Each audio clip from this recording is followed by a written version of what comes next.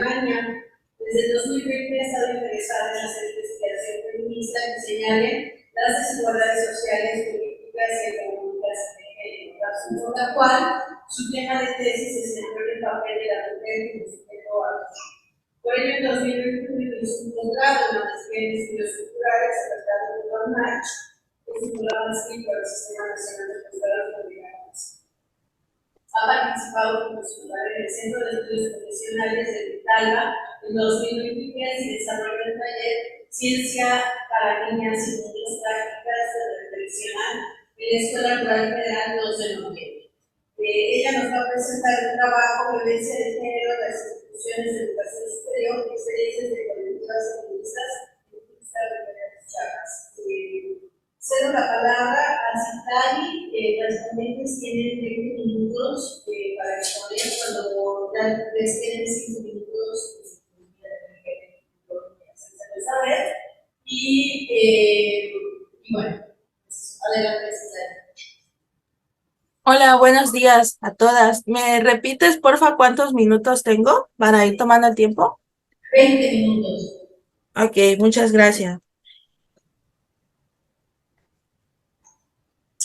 Bueno, voy a empezar. Buenos días, como ya lo mencionaba mi estimada colega, yo voy a exponer violencia de género en instituciones educativas, en instituciones de educación superior, experiencia de colectivas feministas en Tuxtla Gutiérrez, Chiapas. Como pueden ver, el universo de investigación se acota aquí en el estado de Chiapas con 2 universidades, la Universidad Autónoma de Chiapas y la Universidad de Ciencias y Artes de Chiapas. Son 2 universidades que utilicé para investigar este tema y pues fue dentro del periodo del 2022 al 2023. Bueno, siguiente, vamos a ver. Esta investigación nace con el propósito de analizar el fenómeno de la violencia de género en estas 2 instituciones en Tuxtla Gutiérrez, Chiapas, desde la perspectiva de diferentes actoras y actores sociales. Cabe destacar que dentro de estos actores sociales, pues están las estudiantes feministas pertenecientes a colectivas feministas y figuras educativas como las que trabajan en la administración escolar y de diferentes instituciones educativas, ¿no? Esto quiere decir que cada una de ellas, de actores educativos, trabajan en departamentos de género. Esto es para que vayamos comprendiendo de qué se trata este trabajo. Y bueno, ¿qué presentaré hoy? Exponer que la violencia de género tiene diferentes expresiones en esta investigación. Encontramos al hostigamiento y el acoso sexual como violencia sexual normalizada dentro de las universidades. Este contexto que estoy exponiendo tiene que ver mucho desde el periodo de trabajo que yo usé para investigar, cuál quiere decir que bajo el 2020, 2021 y 2022 son los periodos que yo utilicé para contextualizar este trabajo, y lo cual en el periodo del 2020, que fue durante la pandemia, el confinamiento por protocolo de sanidad tiene mucho que ver aquí, porque pues dentro de ese periodo la violencia incrementó, y no solamente para las estudiantes, sino para todas las mujeres, pero también significó el uso de TICs, el uso de tecnologías de información y de comunicación, lo cual también da un gran aporte para las colectivas feministas que empezaron a utilizar el ciberactivismo, ¿no? Es para que vayamos contextualizando. Las estudiantes feministas y sus prácticas de resistencia. Es muy importante para mí entender qué es una práctica de resistencia hoy. Con ustedes les comparto que el concepto que estoy trabajando viene de Ana Felicia Torres, es una ecofeminista, y ella nos dice que una práctica de resistencia es aquella que se opone ante distintas fuerzas de poder, y no solamente estar consciente, sino oponerse conscientemente, pero también hacer acciones, ¿no? Activar. A eso me refiero yo con prácticas de resistencia, para que vayamos acotando. Han creado comunidad feminista dentro y fuera de las instituciones de educación superior, asumiéndose como sujetas políticas en la sociedad chiapaneca y en la cultura también. Es muy importante también decirles hoy que este proyecto de investigación, bueno, ya terminada, esta tesis está estudiada bajo el campo de los estudios culturales, que es la maestría en la que yo realicé mi investigación. El contexto. Actualmente México tiene deficiencias en la atención de violencia de género respecto a sus políticas, por lo que impide la aplicación de justicia. Pero esto también es muy destacable también en Chiapas como estado en el sur en el que sufrimos ciertas precariedades, porque no es un estado centralizado, por así decirlo, no estamos hablando del Estado de México, pero también aquí se vive mucho ese contexto en el marco jurídico, ¿no? Que sí existen políticas de género, pero que existe una cultura de simulación en el que están, pero no están atendiendo como tal. Bajo este marco, la violencia por razones de género en espacios educativos en Chiapas se visibilizó durante la pandemia por el COVID-19. Esto es lo que yo encontré a raíz de mi investigación. La pandemia visibilizó estructuras patriarcales predominantes en instituciones gubernamentales y por lo tanto educativas, especialmente la violencia de género en diferentes ámbitos de la sociedad. La pandemia incrementó el uso de las TICs, por lo que el contexto educativo entró en crisis. De esta forma, las expresiones de violencia de género como la violencia sexual y física no se reconocen como emergencia nacional, mucho menos se consideraba parte importante de atender dentro de las universidades, lo cual estamos hablando de que es un tema muy complejo y que tiene que ver también cómo se atiende en el marco jurídico, en el sistema mexicano y cómo se está atendiendo en las universidades, o bueno, al menos aquí en Chiapas, dentro de estas dos universidades que les mencioné, no se estaban tomando ni importantes ni atendiendo. Y dentro de la investigación, a partir del trabajo de campo y las entrevistas, pues yo encontré qué acciones institucionales se están tomando, pero por qué fueron impulsadas. Y pues obviamente fueron impulsadas por estas prácticas de resistencia de las colectivas feministas, ¿no? Las estudiantes son mujeres que tienen acceso a las TICs y a la educación superior. La mayoría de las alumnas son militantes de colectivas feministas organizadas a través de una red de militancia que fomenta la sororidad y la sensibilización en género. Esto quiere decir el acompañamiento físico para ir a denunciar y el acompañamiento psicológico para estar con ellas y acuerparlas, ¿no? En muchas de mis entrevistas ellas me decían que ellas querían encontrar un refugio en la cual se pudieran sentir acuerpadas, acompañadas, pero sobre todo seguras. Ambas universidades, la UNICACH y la UNACH, fungieron como espacios de poder para que la participación política y social de las estudiantes trascendiera en la cultura universitaria. ¿Y qué quiero decir con esto? De que las universidades sí son espacios inseguros, que hay violencia de género, existe, pero también forman parte, desde mi investigación que realicé, también forman parte de un espacio de poder, porque ahí las estudiantes tienen voz y pueden empezar a acceder a esta comunicación con los actores y actoras educativas, ¿no? A los cuales también entrevisté.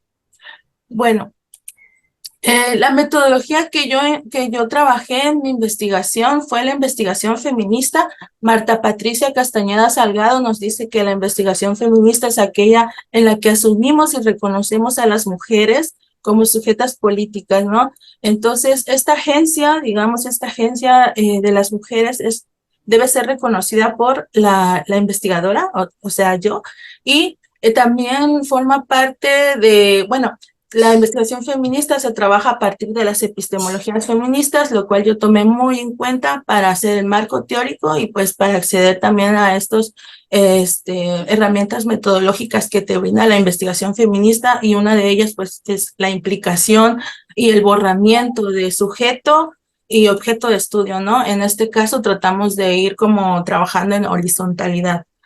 Obviamente el método cualitativo por la aplicación de las técnicas de investigación, observación participante, se usó la revisión documental, el cuestionario y las entrevistas semiestructuradas Para hacer el análisis, tomé muy en cuenta los testimonios de las personas entrevistadas que fueron estudiantes feministas y actores y actoras educativas que trabajan en departamentos de género.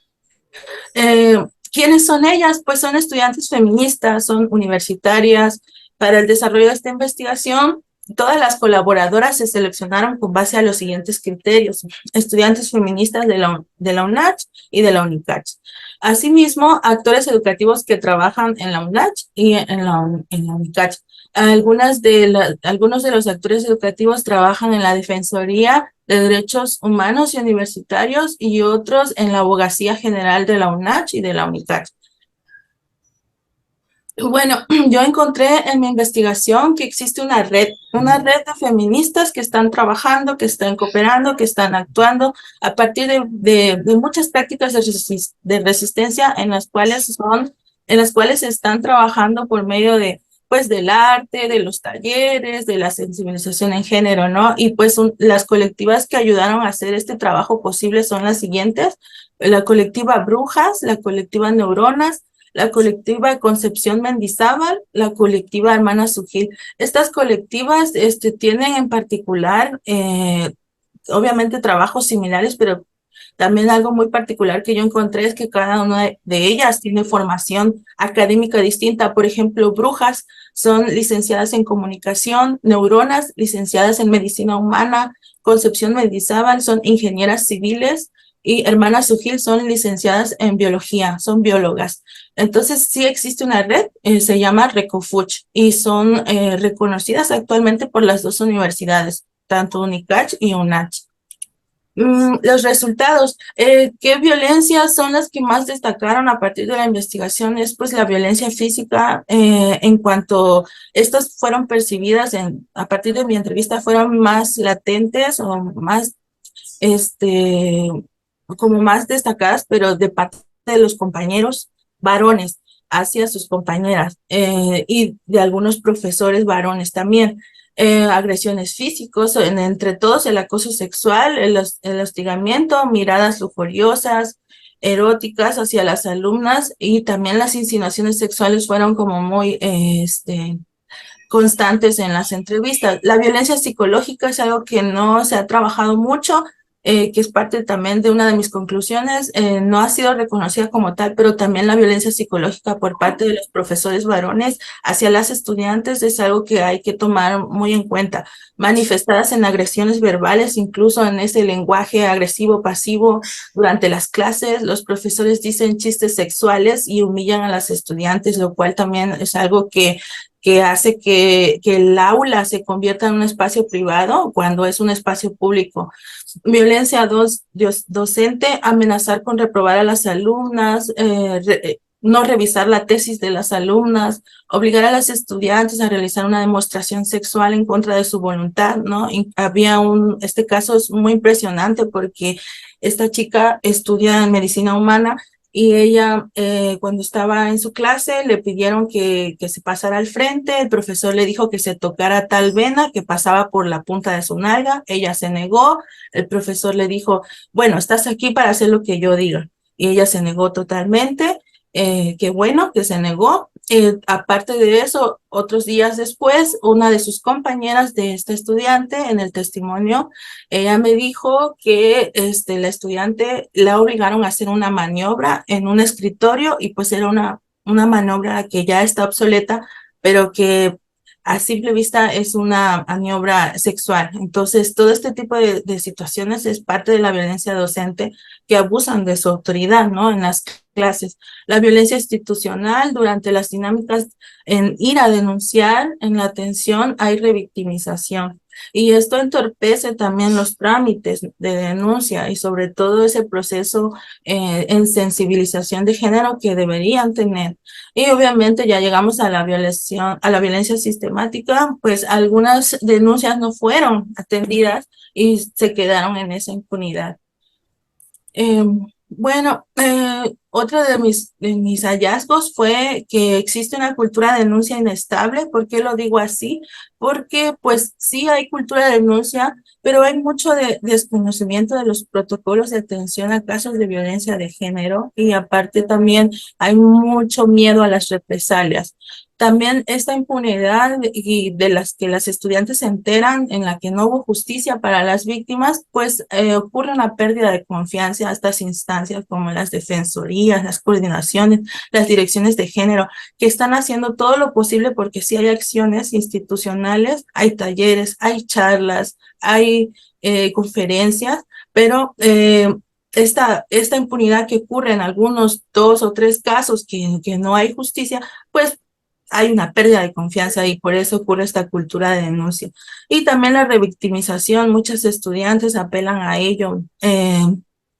Algunas víctimas de violencia de género dijeron que tienen que contar una y otra vez el mismo caso, una y otra vez, hasta que todo se vuelve, el proceso se vuelve tan estresante, tan lento, y las empiezan a revictimizar. ¿Realmente pasó eso? ¿Me puedes contar otra vez? Y se imaginan para una víctima contar una y otra vez la misma historia es algo muy súper sensible y delicado también, ¿no? Entonces, también estas prácticas de acoso y hostigamiento sexual siguen ocurriendo y precisamente por eso es importante que ellas denuncien, pero al no tener esta confianza, pues por eso es que le llamé cultura de denuncia inestable, por esta cultura de denuncia que sí están los protocolos, pero también hay mucho desconocimiento y mucha pérdida de confianza.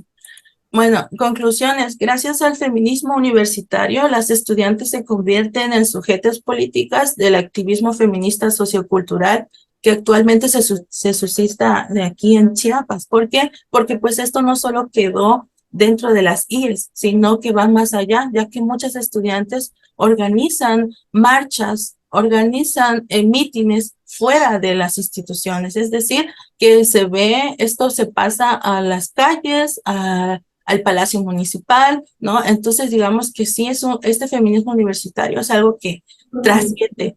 Es la primera vez que se implementan protocolos de actuación aquí en estas 2 universidades para atender casos de violencia de género. Ahí ustedes pueden ver en las imágenes los 2 protocolos que se implementaron. Es la primera vez que se está trabajando y por lo mismo hay hay mucho trabajo que hacer, ¿no? Tanto para los actores educativos y actoras educativos como para las estudiantes feministas que están en vigilancia de estas instituciones. Entonces, bueno, es esto en cuanto a Tuxtla Gutiérrez, ¿no? Por eso acoté la investigación. ¿Existe personal insuficiente para los proyectos que se desean hacer desde los departamentos de género y defensorías de derechos universitarios de la UNACH y la UNICACH, ya que esto se debe a la falta de recursos económicos, dado que hace falta mucha capacitación al personal directivo y al personal administrativo escolar en sensibilización en género? ¿Por qué digo esto? Bueno, una de mis conclusiones fue eso, ya que actualmente la UNACH se lanzó el plan de austeridad. Hay un plan de austeridad y revisé también el monto anual que reciben para los departamentos de género y realmente no es mucho para todo lo que se quiere hacer, ya que tanto la UNICACH y la UNACH tienen muchas sedes en diferentes regiones de aquí de Chiapas, no solamente está aquí en Tuxtla, ¿no? Entonces, digamos que la economía también permea este problema. Y bueno, me dio mucho gusto comentarles esta investigación y muchas gracias. Fuente del financiamiento del proyecto. Este proyecto fue financiado por el Consejo Nacional de Humanidades, Ciencias y Tecnologías. El acceso al financiamiento fue por haber aprobado la solicitud del programa Maestría en Estudios Culturales en la Universidad Autónoma de Chiapas en el periodo septiembre de 2021 al mayo de 2023. Muchas gracias.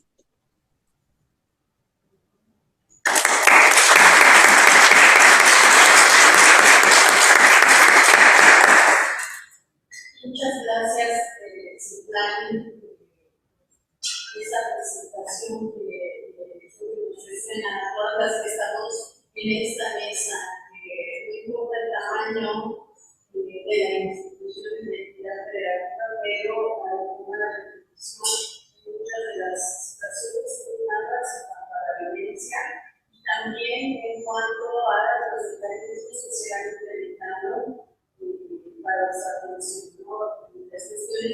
nacional insuficiente de situaciones importantes de las personas que se hacen cargo de acompañar este tipo de situaciones, ¿no? Como el burnout, el tipo de estrés postraumático, entre otras situaciones que pueden vivir.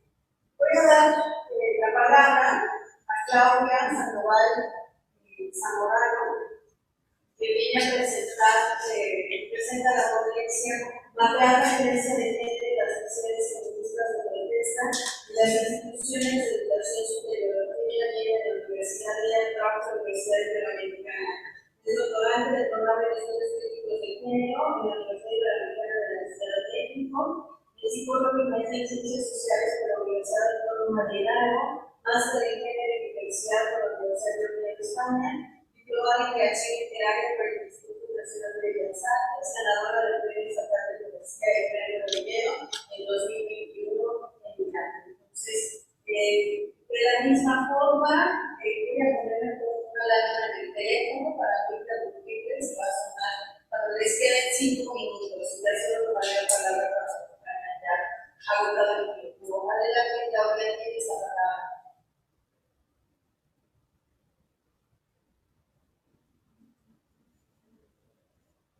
¿Estás ahí, Claudia?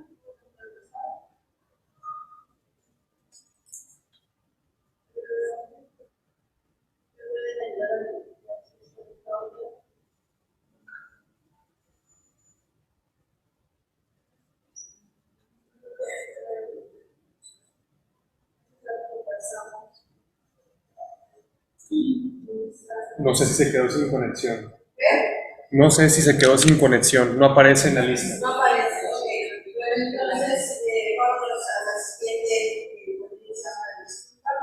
Entonces, le vamos a dar la palabra a Leticia Sánchez García de la Universidad Nacional Autónoma de México, que va a presentar la ponencia del estigma a la lucha por la dignidad, consecuencias del feminicidio y la comunidad universitaria. Leticia Sánchez García es doctora en antropología por el Centro de Investigación de Estudios Superiores de la Universidad de la Ciudad de México, maestra en estudios de género por el Colegio de México, licenciada en Antropología por la Universidad Nacional Autónoma de México, profesora de asignatura de la Escuela Nacional de Antropología e Historia.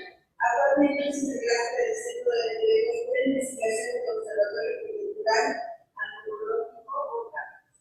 Se ha desempeñado como consultora para organismos internacionales y para organizaciones de la sociedad civil. Ha sido docente en universidades e instituciones públicas a nivel nacional, impartiendo cursos en materia de metodología cualitativa, metodología feminista, violencia contra las mujeres, feminicidio, educación, género y negocios. Hay partido con experiencias a nivel nacional e internacional. Las temáticas de sus publicaciones y investigaciones se encuentran en el mismo violencia contra las mujeres, interseccionalidad, políticas públicas. Esta palabra.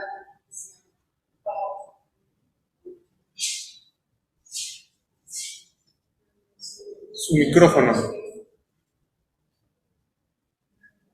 ¿Quieres hablar suyo? ¿Quieres? El micrófono está apagado, Leticia. Ya, bueno, bueno, problemas técnicos. Bueno, ¿ahora sí me escuchan? Ok, muy bien. Bueno, pues antes que nada, buenos días. Es un gusto compartir el espacio con ustedes. Y bueno, pues muchas gracias a todas las colaboradoras, a quienes han estado en toda la organización. Bueno, pues yo voy a hablar justo de este trabajo que lleva por título Del estigma a la lucha por la dignidad, consecuencias del feminicidio en la comunidad universitaria de la UNAM, ¿no? Antes de comenzar a profundizar, quisiera compartir que justo es un escrito que se desprende de un peritaje antropológico, lo voy a mencionar más adelante, y bueno, también consulté a la mamá y para hacer uso de la información y respetando los límites de la misma, pero justo pues es parte, ¿no? Como de esta relación que que hay entre la academia y la incidencia en los procesos de acceso a la justicia en este caso, ¿no?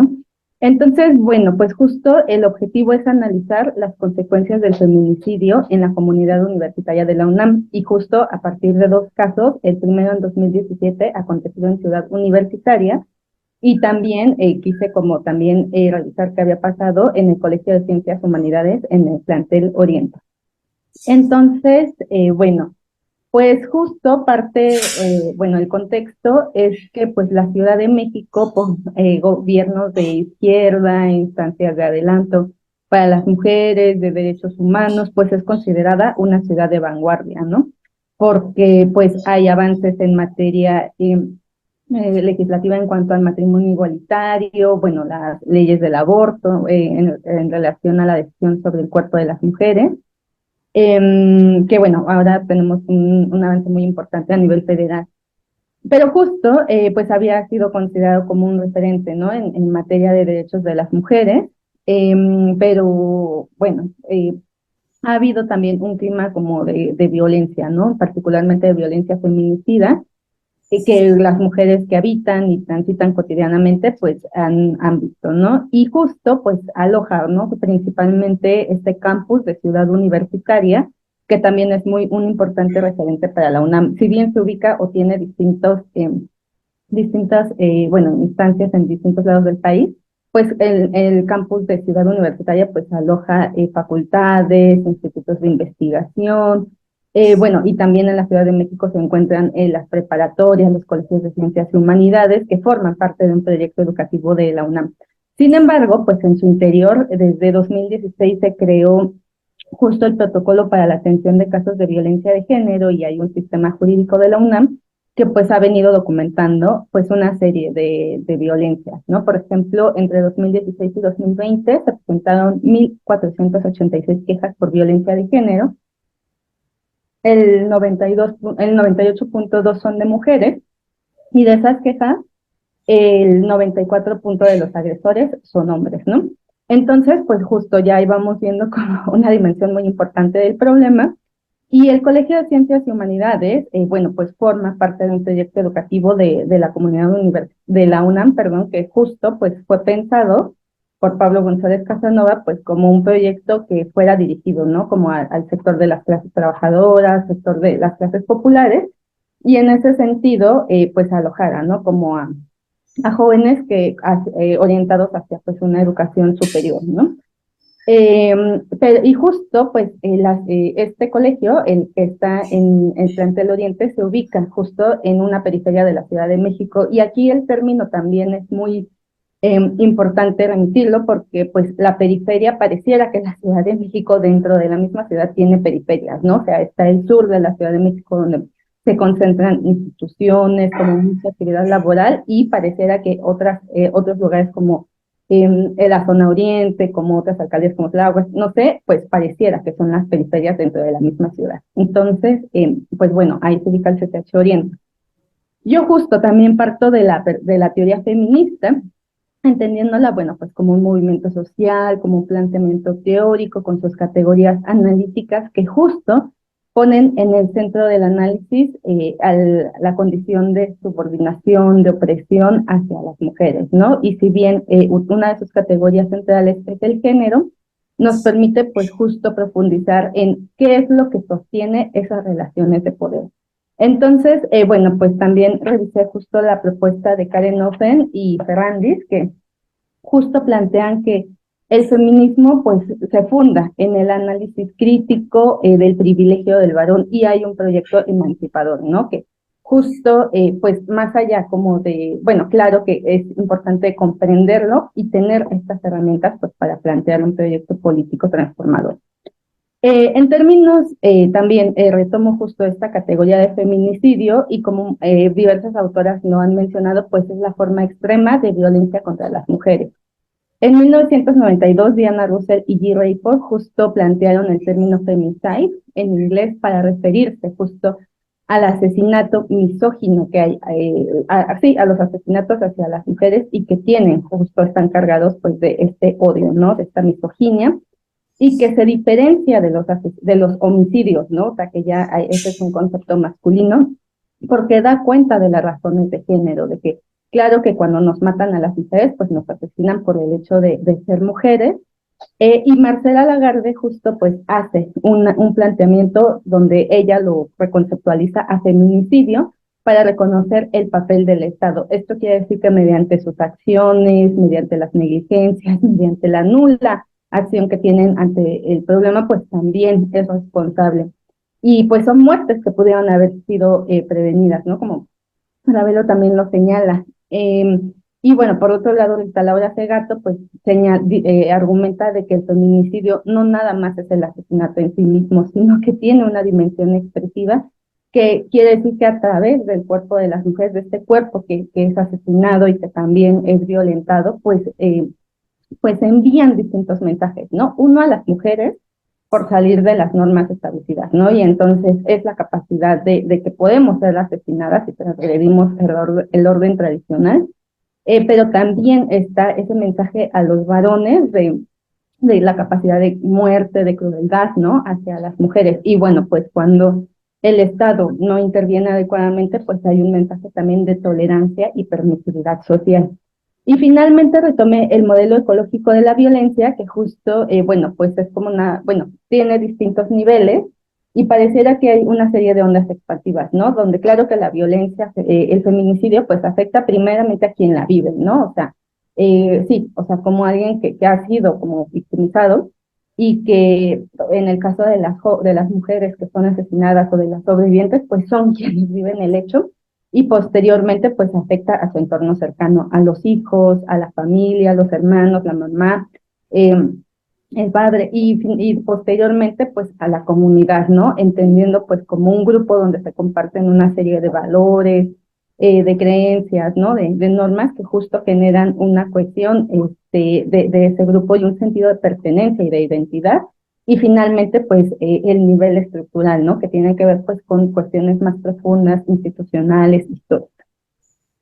A continuación, bueno, en términos metodológicos, claro que parto de la metodología feminista y que coloca justo en el centro del análisis, pues, la opresión que hay hacia las mujeres y que reconoce a todas las implicadas de la investigación como sujetos cognoscentes, ¿no? Tanto parte de las necesidades, qué es lo que se necesita investigar, pero también parte de reconocernos a nosotras como productoras de conocimiento. Y en ese sentido, pues justo, ¿no? Esta presentación, pues justo derivó, ¿no? De esta necesidad de dar cuenta de que claro que hay impactos como a nivel comunitario, y también yo tuve que reconocerme, ¿no? Como, no solamente como joven o como investigadora feminista, sino también como egresada de Ciudad Universitaria y del Colegio de Ciencias y Humanidades Oriente.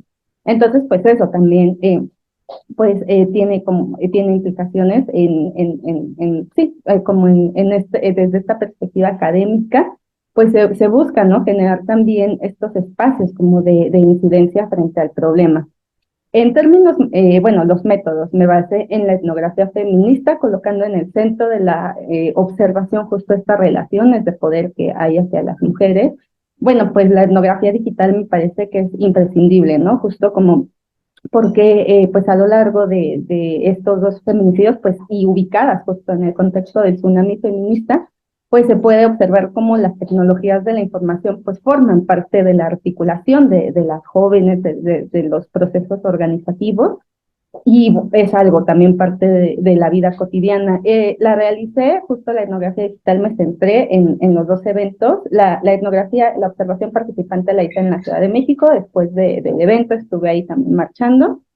En 2017, la etnografía digital, bueno, pues en los dos casos, pero me remití solamente a estos dos periodos, ¿no? 2017 y 2019. Las entrevistas semiestructuradas justo para el uso del peritaje, la hice en 2022 y bueno, pues toda la revisión hemerográfica corresponde al periodo donde ocurrieron los feminicidios. Y bueno, pues justo, pues antes de presentar este escrito, pues consulté, ¿no? Justo a la CELI y pues también, ¿no? O sea, como atendiendo solamente los límites de la información, ¿no? Que es información pública y que, pues sí, o sea, hasta ahí, ¿no? Queda como lo presentado aquí. Entonces, bueno, ¿qué es lo que encontré, no? Por un lado, pues que claro que pues en la universidad, que pues es como se ha constituido todo un discurso referente pues a que hay distintos elementos que conforman la identidad universitaria, desde la infraestructura, desde los logos, los símbolos, por mi raza hablar el espíritu, quienes somos parte de la comunidad, pues nos identificamos como Pumas, etcétera, ¿no? Y entonces, pues todos estos elementos, cuando acontecen dos feminicidios, por un lado, pues fue en el campus de Ciudad Universitaria, en el Camino Verde, que bueno, pues ahí es encontrado como el cuerpo y 2 años después, dentro del salón de clases, es asesinada otra joven, ¿no? Entonces, claro que, o sea, como que este lugar, es la Universidad Nacional Autónoma de México, como un patrimonio de la humanidad que necesita ser protegido, preservado, pues adquiere connotaciones que lo van relacionando también, ¿no? Como, o sea, ya los cuerpos de las mujeres nos tratan, o sea, somos que vidas que también han sido precarizadas, y que pues la exposición de los cuerpos de las mujeres pues tiene este mensaje también como de desecho, ¿no? Y entonces esto pues también va adquiriendo como este sentido le quitan como este sentido, este significado a este espacio, ¿no? Y también justo para las jóvenes de 2017 pues es algo como que primero les genera tristeza, después les genera miedo, ¿no? Porque justo pues hay toda una identidad colectiva respecto a que la casa es su universidad, ¿no? Y que pues justo como este espacio donde lo asocian a seguridad para algunas, como un lugar seguro, donde están en la Ciudad de México viviendo diariamente violencia, y que al llegar a la universidad pues pueden tener un lugar seguro, pero como lo dice una de las entrevistadas, ¿no? O sea, justo pues cuando pasa en 2017 el feminicidio, pues nos damos cuenta que la universidad no es ese lugar seguro, ¿no? Y se pierde ese sentimiento de seguridad colectivo, y hay un miedo, ¿no? Constante de ser asesinadas dentro o fuera o dentro del espacio escolar. Y bueno, pues a esto se suma que entonces justo la Procuraduría General de Justicia de la Ciudad de México pues emitió una serie de tweets que son revictimizantes, que aludían a la vida personal y académica de la joven, y bueno, pues claro que dentro de la misma comunidad universitaria los compañeros pues empezaron a referirse de formas misóginas, ¿no? Tanto a las jóvenes como pues a los feminicidios, ¿no? Y justo pues justificando pues que a las mujeres nos matan por salir como de las normas tradicionales. No lo decían así, claro que usaban como otras expresiones, pero pues eso es parte de los hallazgos. Y justo, bueno, pues aquí te hace un testimonio de una joven que también fue egresada de la UNAM, de la comunidad, que dice: dentro de las primeras cosas que recuerdo haber reflexionado es que si nos matan como mujeres dentro de CEU, que es de los espacios donde viví muchos años de mi vida, ya nos pueden matar en cualquier lado, ¿no? Y justo pues eso alude a esta pérdida de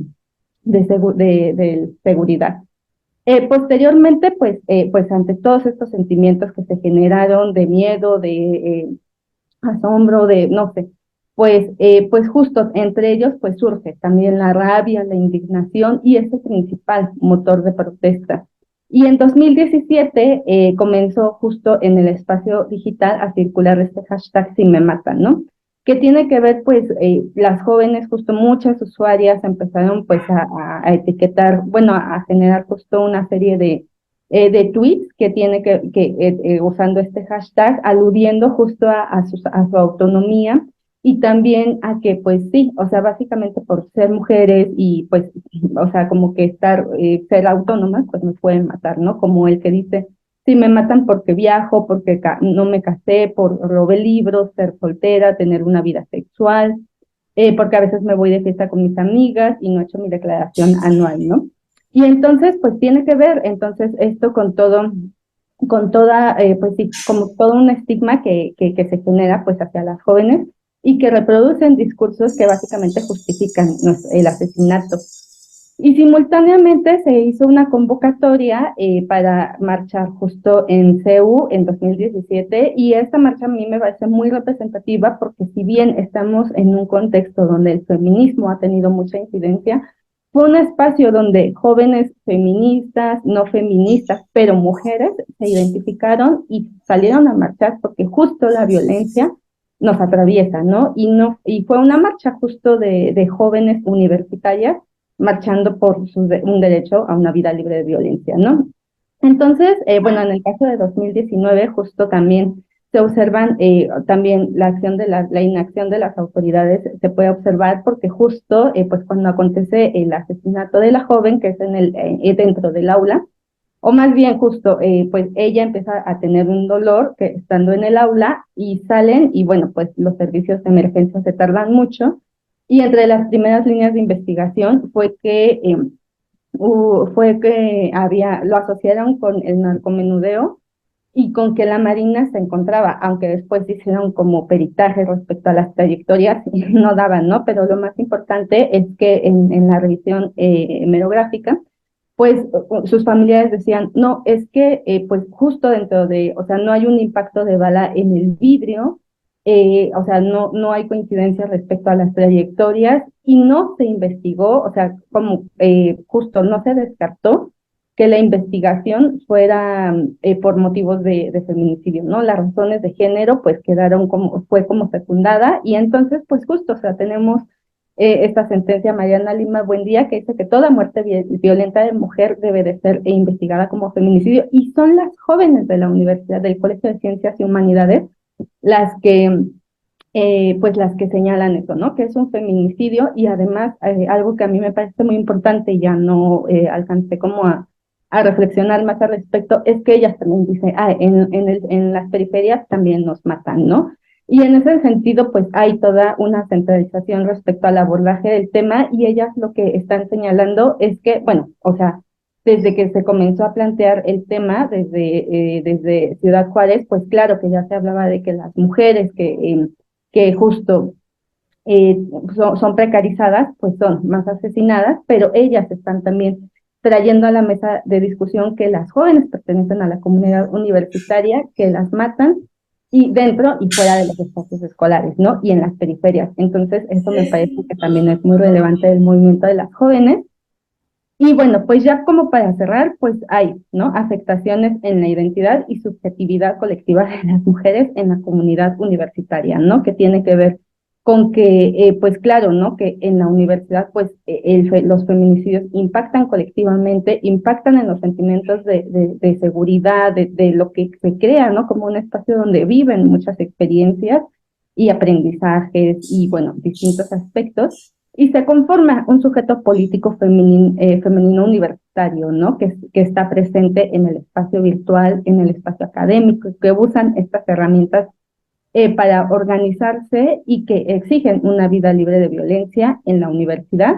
Y bueno, pues finalmente esto nos da insumos también para visibilizar o incluir como esta dimensión de la periferia, de esta discusión de las periferias y la violencia en las universidades. Entonces, bueno, con eso cierro. Muchas gracias.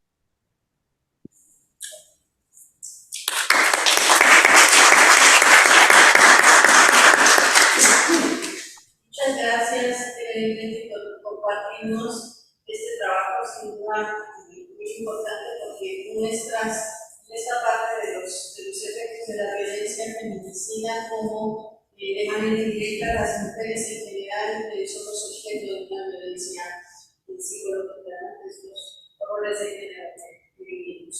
Muchas gracias. Bueno, pues voy a darle la palabra a Lourdes Enríquez y a Brenda Medina. No tengo sus semblanzas. Muchas Lourdes la conozco de hace tiempo, sé que es profesora en la UNAM y también tiene una trayectoria en un trabajo con relación a la violencia contra las mujeres. Lourdes Enríquez y Brenda Medina nos van a presentar la ponencia Colectivas Universitarias de Mujeres Organizadas y la figura de la asamblea como forma de existencia. Y ellas son de la Facultad de Letras de la UNAM. Igual, cuando les queden 5 minutos va a sonar la primera alarma y ya adelante, tienen muchas gracias a la doctora Raquel Huereca. Es un gusto estar aquí. Tanto Brenda como yo queremos también agradecer a todo el grupo que ha hecho posible este evento, a la doctora Guadalupe Guacús. Y bueno, Brenda y yo somos profesoras de la asignatura de género obligatoria en la Facultad de Filosofía y Letras. Hemos sido parte de la Comisión Interna de Igualdad de Género de la facultad. Trabajamos en derechos humanos, violencias, exclusiones, y pues hoy nos da mucho gusto poder compartir lo que ha sucedido dentro de la Facultad de Filosofía y Letras y sobre todo los cambios estructurales que se lograron gracias a la toma de las facultades por ese hartazgo, por esa rabia de la que ya hablaba Leticia. Se tomaron las facultades, la primera de ellas fue la de Filosofía y Letras.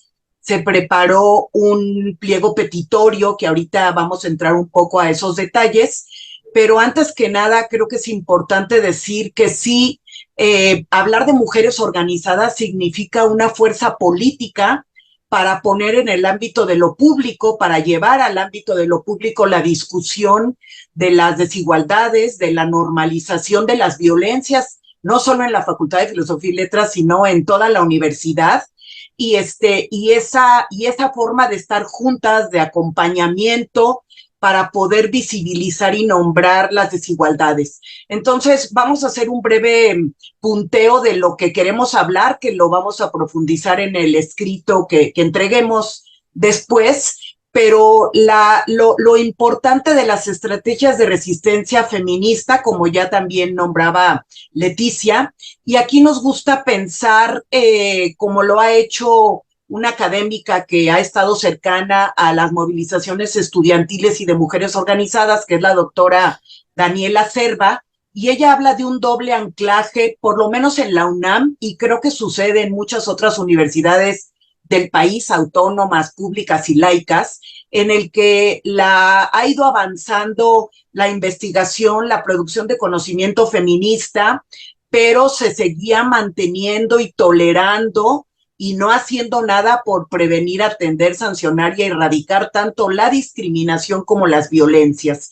Entonces, creo que partir de ese eje de análisis es importante para poder entender no solo las tomas de mujeres organizadas con representación tripartita de estudiantes, profesoras y trabajadoras, sino también para entender las políticas universitarias que ha tenido que ir avanzando la UNAM, tanto para atender los casos de violencia de género como para lo que se ha llamado transversalizar la perspectiva de género, de lo que también se va a hablar en este evento universitario.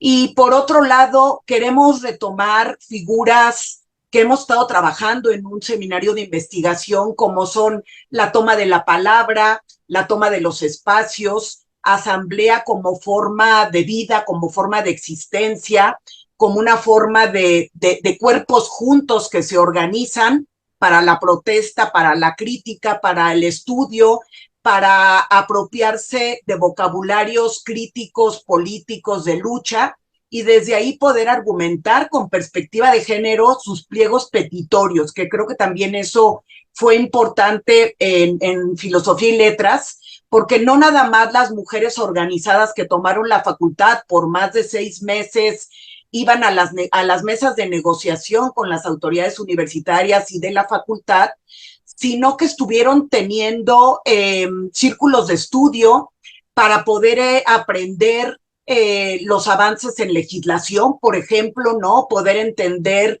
el fundamento del protocolo de la UNAM para atender los casos de violencia de género, que estaba justificado en la armonización a la ley mexicana de los tratados internacionales para prevenir, atender, sancionar y erradicar las violencias, y desde ahí pudieron pedir en su pliego de petitorio esos cambios estructurales que se dieron en la universidad y que también vamos a mencionar aquí, ¿no?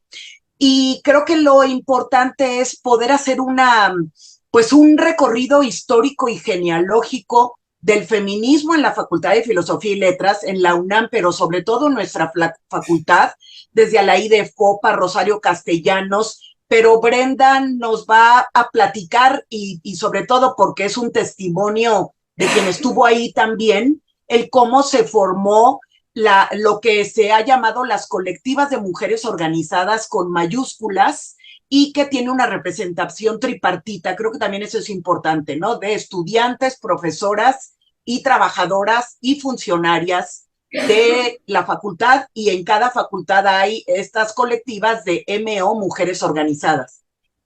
Pues les cuento, yo soy Brenda Medina, licenciada en Pedagogía por la Facultad de Filosofía y Letras, y me tocó toda la fundación del movimiento de mujeres organizadas en 2016. También fui consejera técnica alumna y me tocó también fundar la Comisión de Género en la Facultad de Filosofía. Entonces vengo aquí un poco, pues, como joven académica con Lourdes, pero también con testimonio, a contarles algunas de las cosas que ya veo que compartimos con Leticia y con Citlali. Primero, pues, que en 2016 nace este movimiento porque tuvimos una ruptura con el movimiento de izquierda en la facultad. En las asambleas hablaban solo los hombres de izquierda, los compañeros que solo eran con este tipo de temáticas respecto al Che Guevara, a los grupos trotskistas, y cuando se empezó a hablar de la violencia de género en la facultad a raíz de una movilización que hubo, que fue el Día contra las Violencias Machistas, el 24 de abril del 2016, se trajo este tema a las asambleas y los hombres no querían que hablaran las mujeres. Entonces se hicieron asambleas separatistas donde ya se desechó la idea de que los hombres hablaran, y muchas alumnas empezaron a hablar de la violencia que vivían. Ahí fue cuando se hizo en mayo de 2016 el primer tendedero y se empezaron a organizar los primeros scratches, lo cual fue un escándalo en la facultad y en la universidad, porque quitarle a los hombres la palabra y el protagonismo y hablar de la violencia sexual causó muchísima incomodidad, pero también trajo a colación muchos temas que estaban pendientes, sobre todo poner en cuenta que la universidad tenía cosas de género, pero no estaba analizando este problema de fondo dentro de su comunidad. Y partiendo de esto, fue que nace primero un movimiento, una asamblea feminista, que a raíz de todo este tema se empieza a organizar, pero cuando se da el caso de Lesbi, tomando en cuenta que no todas las activistas se asumían como feministas, cambió el nombre a Mujeres Organizadas. Y pues a partir de ahí, aquí les pongo el ejemplo de una de las primeras obras que se hicieron. Este fue en un paro de 2016, donde se puso el rostro de varias alumnas que han sido asesinadas de arquitectura, de medicina, de diferentes escuelas, y todavía hasta la fecha se actualizó con los últimos 3 casos, que fue el de Lesbi Berlín, el de Miranda Flores de CCH y el de esta Aide Mendoza, ¿no? Porque también fue la idea de romper con esta escuela gris y empezar a darle este color, esa marea violeta a las instalaciones. Y pues a partir de esto trajo como consecuencia que se empezaron a fundar colectivas con el nombre de Mujeres Organizadas en ciencias políticas, en trabajo social, psicología, ciencias, en las facultades de estudios superiores Zacatlán, Iztacala, también en los bachilleratos, incluso algunas ya no tomaron el nombre de Mujeres Organizadas, pero cada escuela empezó a tener de 1 hasta 3 o más colectivas, lo cual ha hecho complicado a veces sistematizar cuántas colectivas existen actualmente, y pues empezaron a hacer estos primeros paros donde ya no había hombres, lo cual también fue un escándalo, porque cómo se iba a permitir hacer paros sin los hombres de izquierda del 68. Pero eso también trajo un análisis muy interesante, retomando un poco lo que plantean ahorita mis compañeras, de qué implicó el ejercicio de hacer colectivas, de hablar del feminicidio, de estar con Araceli Osorio, con las trabajadoras, con las académicas, de empezar a problematizar esto y convertirlo en una agenda en términos de influir en la reforma universitaria. Y pues a partir de ahí, de esto que ya les estaba planteando, ya es formalmente que el movimiento desde 2017 hasta ahorita 2022 tuvo el nombre de Mujeres Organizadas, hasta apenas ahorita del 2022 a 2023, que cambió el nombre a Disidencias y Mujeres Organizadas por esta apertura que ha habido a discutir la participación de compañeras trans, no binarias y de otras identidades de género que también viven diferentes tipos de opresión y de violencia de género en la universidad. Ahora ha sido importante también que en un principio las asambleas separatistas, donde la mayoría de sobre todo de las estudiantes y profesoras que formaban parte de esas asambleas separatistas, eran víctimas y habían estado exigiendo a la facultad el que se estudiaran sus casos, que estaban algunos archivados, otros no habían llegado ni siquiera a manos de las instancias, en ese entonces la Unidad de Atención a las Violencias de Género.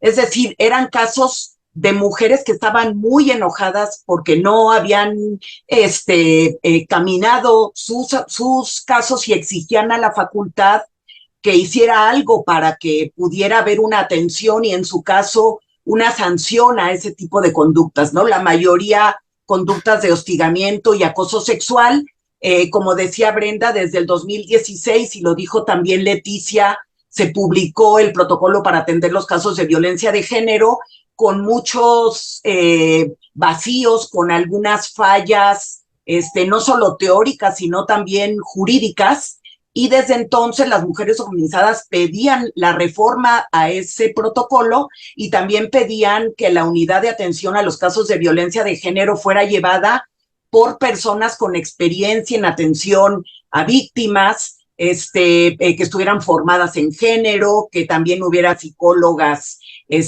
trabajadoras sociales y abogadas. Entonces, el caso de Lesbi Berlín Rivera Osorio, como bien lo mencionaba ya Brenda, fue lo que cohesionó también el activismo a raíz de un evento pues tan dramático y tan complicado donde la universidad tuvo descuidos en su actuación, no nada más la Fiscalía de la Ciudad de México, sino también la universidad. De hecho, hubo una petición de que se pidieran disculpas públicas por parte de la Fiscalía. Este evento sucedió en la torre de ingeniería donde se encontró el cuerpo sin vida de la estudiante Lesbi Berlín Rivera Osorio.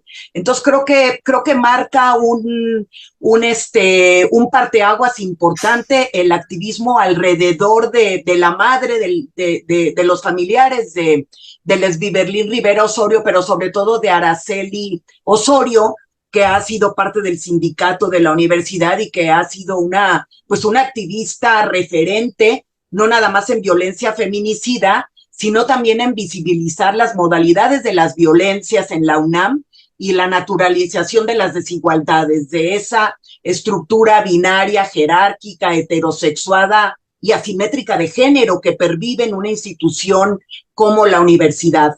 Ahora, creo que también es importante, ya mencionamos el protocolo, pero recordar que se publica en un momento en el que estaba la campaña publicitaria de He for She y que las feministas que habían estado descalificadas, arrinconadas en estos temas cuando visibilizaban sobre todo la normalización del acoso y el hostigamiento sexual, vieron la oportunidad de que dentro de esa campaña a la que se sumaba la UNAM se publicara el protocolo a través de un acuerdo rectoral. Y esto dio lugar, entonces, pues a que se pudiera revisar el cómo la universidad iba a atender los casos de violencia de género, que se reformara el protocolo y sobre todo que la Oficina de la Abogacía General, que en ese entonces atendía los casos, lo hiciera creyendo en los dichos de la víctima, ¿no? Un principio de buena fe, obviamente el principio de presunción de inocencia, el derecho al debido proceso. No es lo punitivo lo que se buscaba, pero sí creo que era importante que lo que se estaba logrando pudiera estar trabajando bien. Ahora, de esto que está planteando Lourdes, sí les quiero compartir esta parte de la experiencia.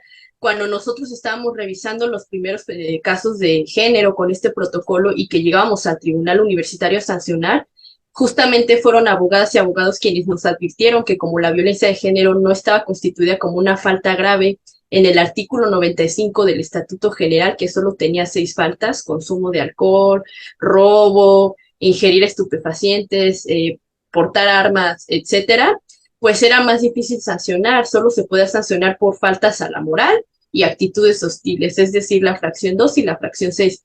Entonces ya lo que hicimos en nuestra generación, como consejeras técnicas alumnas y como activistas, es que empezamos a movilizarnos para exigir desde el Consejo Técnico que se llevara al Consejo Universitario esta reforma. Nos tardamos de 2017 a 2019 que esta reforma se lograra. Fue a partir justamente de la movilización de 2019, cuando se creó este pliego petitorio de 11 demandas, que se tomó o se retomó esta cuestión para hacer que ya fuera algo que se pudiera sancionar, porque teníamos muchos casos en los que había impunidad por este vacío legal que había, ¿no? Entonces, a partir de ahí, el hecho de que estuviéramos como activistas reunidas, sin nombres, tomando la palabra, teorizando sobre feminismo, analizando la violencia en la universidad, fue lo que nos permitió, aparte de generar esta ruptura, empezar a generar lazos con académicas y con trabajadoras, ¿no? De los sindicatos y también con investigadoras. Y por supuesto que eso nos permitió ampliar esta parte del horizonte. Por ejemplo, hubo abogadas que fueron las que nos asesoraron en términos de litigio estratégico para saber cómo defendernos, ¿no? Porque estaban tratando de criminalizarnos, de desechar las demandas, de negarnos la participación política, e incluso tratando de decir, pues, que básicamente la universidad ya tenía políticas de género, pero que no iban a hacer más porque con las que tenían ya era suficiente, y para nosotras, pues, no era suficiente. Y algo importante es que, sobre todo, algunos seminarios de investigación dentro de la Facultad de Filosofía y Letras empezaron a estudiar qué pasaba con las mujeres organizadas en la facultad, en toda la universidad, pero sobre todo en la facultad. Y nos pusimos a estudiar la figura de la asamblea y la nombramos la figura de la asamblea como una forma de vida y modo de existencia de las mujeres organizadas que habían tomado la facultad. Y bueno, me gustaría adelantar algunas de las cuestiones que estuvimos pensando de manera colectiva, en base también al testimonio y a la narración de quienes estaban ahí dentro, de mujeres organizadas que tenían tomada la facultad, que la habían resignificado o reconfigurado también, porque se volvió su casa pues durante varios meses. No voy a negar que fue una toma, podríamos decir que hasta dolorosa, compleja, difícil, donde hubo también agresiones institucionales en contra de las mujeres organizadas que tenían tomada la facultad, pero creo que entender la asamblea como forma de vida o como modo de existencia nos lleva a poder entender esa invención colectiva feminista de mujeres organizadas, intergeneracional, de los cuerpos juntos organizados en asamblea, entender que se trata de un cuerpo colectivo, retomar categorías de análisis de los feminismos comunitarios, autónomos, como cuerpo, como territorio de Lorena Capnal, y sobre todo el entender la asamblea como una comunidad horizontal sin líderes, que esto también era complejo para cuando las autoridades universitarias y de la facultad querían negociar, no había líderes. Por otro lado, las decisiones se tomaban de manera colectiva, podríamos decir y nombrarlo como una experiencia heterónoma de las mujeres organizadas, una forma de vida que se logra, que hace frente, estratégicamente a violencias de género, sobre todo violencia sexual, hostigamiento y acoso sexual, en una violencia laboral y docente, donde hay relaciones jerárquicas, como diría la ley de acceso a la mujer es una vida libre de violencia, y sobre todo el poder nombrar, visibilizar y politizar el sexismo en la facultad, el machismo, la misoginia, el clasismo, el racismo, podríamos agregar la homofobia y también algunas prácticas o conductas transodiantes. La universidad ya se ha declarado una universidad incluyente y eso también ha tenido repercusiones dentro de la facultad en la toma de los baños y cuestiones que creemos que vale la pena también analizar.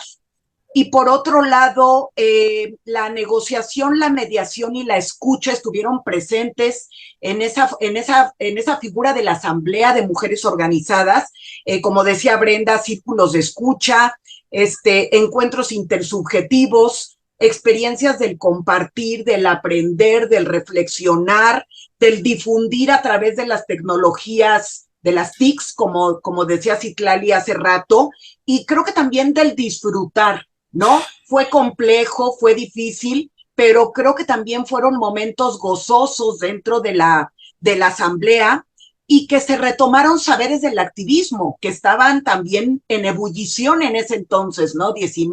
2019, 2020, el testimonio, la atenta escucha, el acompañamiento desde una ética de los cuidados, de cuidarse unas a las otras por lo complejo que fue la toma, y yo también añadiría que era una forma de ir redimiendo el agravio o reparando el daño esa atenta escucha, sobre todo de las mujeres organizadas que habían sido víctimas de hostigamiento y de acoso sexual, y se creó una fuerza comunitaria de no cancelar posibilidad de futuro. Quisiera como ir cerrando con estas palabras de un trabajo para el porvenir, para generaciones futuras, y que uno de los puntos del pliego petitorio de la Facultad de Filosofía y Letras fue que se creara una asignatura obligatoria extracurricular para estudiantes de las 17 carreras que ofrece la facultad. Fue una asignatura que se negoció con académicas feministas importantes, con la Comisión Tripartita Autónoma que ya se había formado en la facultad, con la Comisión Interna de Igualdad de Género. También ayudó la Coordinación para la Igualdad de Género, recién creada por Rectoría cuando se devolvieron las instalaciones. Es decir, propuestas éticas y políticas para la comunidad de la Facultad de Filosofía y Letras. Y también algo importante es que se sistematiza la experiencia de la memoria de lo que sucedió, es decir, esa experiencia conservada y transmitida, que creo que es un ejercicio que estaríamos haciendo ahorita Brenda y yo en este congreso. Y pues con ello queríamos ir cerrando, ¿no? A partir de este último punto, que finalmente después de todas estas reformas, de todo esto que se logró pasar de la teoría a la práctica feminista, llegamos a este punto en el que se creó la materia, se reformó el artículo 95, otros artículos en la legislación, se recuperó una situación que había ahí de una compañera desaparecida en 2017, que era necesario que la universidad reconociera el error que hubo en cuanto a la investigación de ese caso y cierta participación que tenía la universidad. Y a partir de eso llegamos a este punto en que avanzamos buscando hacer una reforma universitaria que tuviera una agenda feminista, que hubiera una apropiación del espacio, que hubiera reformas curriculares para hacer que eso llegara a una cuestión ya medular, al punto de que eso cambiara y transformara no solo lo que estaba pasando políticamente, sino en términos de enseñanza, empezar a movilizar eso ya en una toma de conciencia de género colectiva en toda la universidad. Las fotos que les estamos compartiendo son parte de las murales que se quedaron en las instalaciones. Una vez que se hizo la toma y que se pintaron varias cosas, se negoció una comisión del movimiento de mujeres organizadas con el Consejo Técnico. Habían muchísimas más pintas y cosas, solo se conservaron 22. Estas son algunas de las que les dejamos y pues que ahora forman parte no de esta identidad política histórica, no solo que tenemos en la facultad, sino de la lucha feminista propiamente en la universidad y en la educación superior.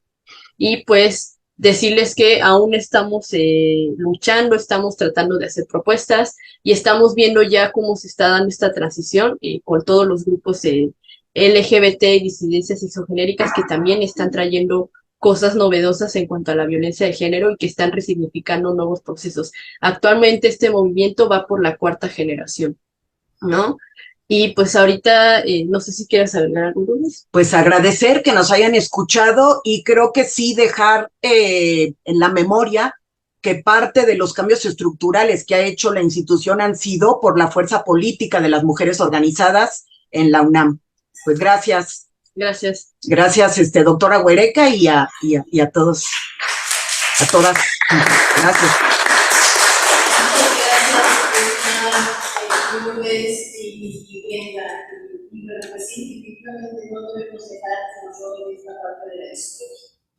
Y es muy importante poder dar cuenta de todo lo que se ha avanzado en las universidades en los últimos años, donde no solamente vivimos un momento histórico por este contexto intergeneracional entre feministas, donde estamos en el mismo espacio desde feministas históricas hasta 2, 3 generaciones formadas por estas feministas y ahora alumnas, ¿no? Entonces, en esta mesa lo que hemos visto pues, es parte de la memoria feminista y eso no debemos dejar que nos arrebate el patriarcado otra vez. Muchas gracias. Bueno, voy a dar la palabra ahora, y agradezco que alcanzaron a llegar las compañeras de la Universidad Autónoma de Querétaro. Sí, es un poco complejo el camino complicado del aeropuerto hasta acá, pero bueno, ya están aquí, nos da mucho gusto. Están Maribel Miranda y Yesenia Martínez Maldonado. Maribel Miranda es licenciada y maestra en Trabajo Social por la Escuela Nacional de Trabajo Social, es especialista en modelos de intervención con mujeres por la UNAM, docente de la especialidad en Familias y Prevención de la Violencia en la Facultad de Ciencias Políticas y Sociales de la Universidad Autónoma de Querétaro, docente de la licenciatura en Innovación y Gestión Educativa de la Facultad de Psicología de la Universidad Autónoma de Querétaro y docente de la licenciatura en Trabajo Social de la Escuela Nacional de Trabajo Social de la UNAM. Cuenta con 8 diplomados relacionados con los temas de estudio de masculinidad y estrategias de trabajo con hombres, gestión educativa en perspectiva de género, ciudadanía y medio ambiente, y liderazgo. Participó como consejera electoral por el 4º y 3er Distrito Electoral del Instituto Nacional Electoral del Estado de Querétaro en el periodo de 2011 a 2012, 2014, 2015 y 2017-2018. Actualmente se desempeña como directora de la Unidad de Atención a la Violencia de Género de la Universidad Autónoma de Querétaro, de la que esperamos que no sea una llanera solitaria más, como muchas en alguna parte del camino. La doctora Yesenia Martínez Maldonado es licenciada en Derecho con la línea de formación terminal en Derecho Penal por la Universidad Autónoma de Querétaro. Maestra en Estudios Históricos y doctora en Estudios Interdisciplinarios sobre Pensamiento, Cultura y Sociedad, también por la Universidad Autónoma de Querétaro. Diplomada en Derechos Humanos y Atención a la Violencia en Entornos Familiares y de Género. Cuenta con 10 años de experiencia en Procuración de Justicia, atención y acompañamiento jurídico de personas víctimas de violencia de género y violaciones de derechos humanos. Docente universitaria en las áreas de Historia, Poder y Estado contemporáneos. Su campo de investigación interdisciplinario se ha desarrollado en las intersecciones de los estudios históricos y lo jurídico en contextos pluriculturales y de diversidad sexual y de género. Actualmente realiza sus estudios postdoctorales en el Colegio de San Luis y es coordinadora del Laboratorio de Antropología Aplicada para la Atención de la Violencia Feminicida. Y bueno, pues ellas nos van a presentar la ponencia titulada Después del paro estudiantil, exigencia de visibilizar las diversidades y disidencias sexuales en el protocolo de actuación e intervención en materia de violencia de género de la Universidad Autónoma de Querétaro. Cuentan con 20 minutos, en el minuto 15 va a sonar una alarma y eso significa que les quedan 5 minutos. ¿Sí? Muchas gracias y adelante. ¿Me podrían repetir el nombre del archivo? Es que no aparece como me lo había mencionado.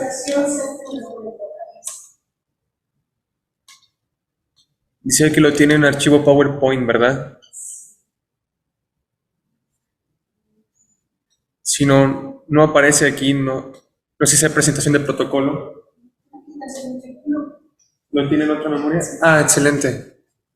Déjela retiro. Si no, aquí no me apareció. Lo calamos aquí.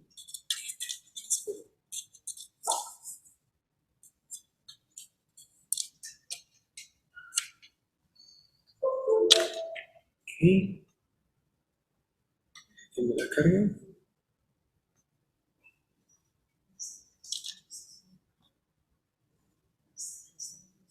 Presenta, es esta, ¿verdad? Muchas gracias. No por nada, déjenme nada más, también comparto la pantalla general.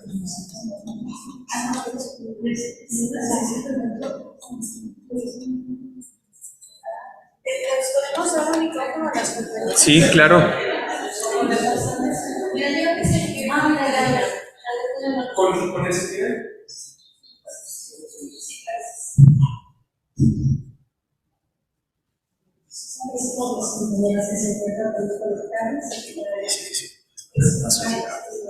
Sí, si quieres lo apago. Agradecemos por poder presentar las reflexiones que vamos a compartir.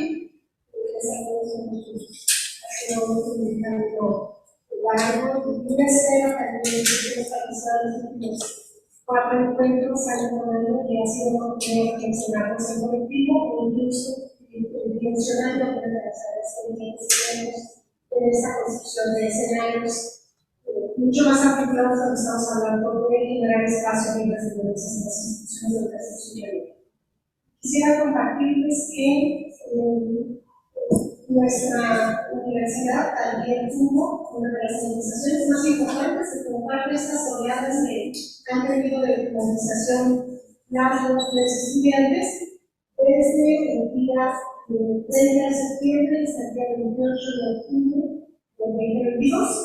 Hubo una movilización que tomó todas las instalaciones de todas, cada una de las unidades académicas que tiene la universidad y de cada uno de los campus.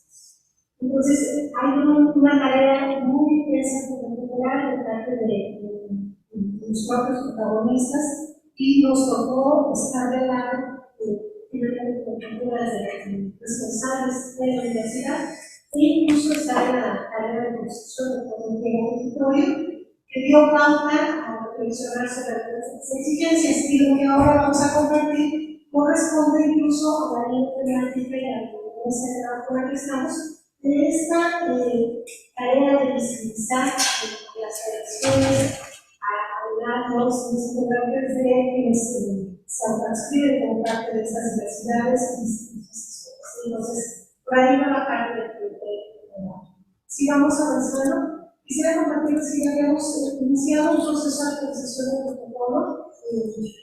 Y esta actualización del protocolo es la tercera vez que estamos en esta actualización. El primer protocolo estuvo en el 2018, el segundo protocolo actualizado en el 2020, y en ambas había quedado anunciado un reconocimiento de discriminación en razón de sexo y género. Y para esta última actualización, derivado de la propia organización del paro, lo que tenemos es un reconocimiento explícito de esta violencia o discriminación, no solo en razón de género, sino además de reconocer la violencia que está dirigida hacia las mujeres, reconocer la violencia por orientación sexual, identidad de expresión de género y particularmente un señalamiento constante que estuvo en este punto de lo que también vamos a compartirles es que la propuesta que se realizó, además de dar cuenta de Querétaro, que está en las primeras 5 lugares a nivel nacional como una aliada muy importante que tiene la estación que permite identificar no solamente la violencia contra las mujeres, sino la violencia en la vida escolar. En ambos espacios Querétaro pues, tiene una marcada visibilidad de estas dos perspectivas. La histórica organización que tiene esta organización de estudiantes a partir del 30 de septiembre, lo que tiene también una particular es que en el punto 5, si vamos avanzando, pero el punto 5 del territorio es en donde se deriva de esta inclusión de las necesidades sexogenéricas, particularmente con relación al propio tema de la protocolo.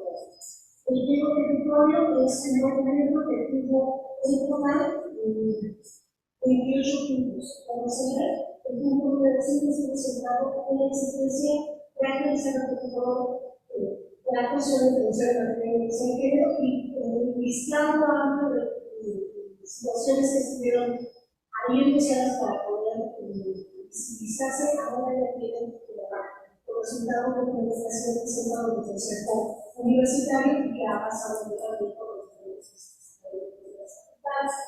Ha sido un recorrido incluso de legislación de los medios que posibilita la transformación de la universidad.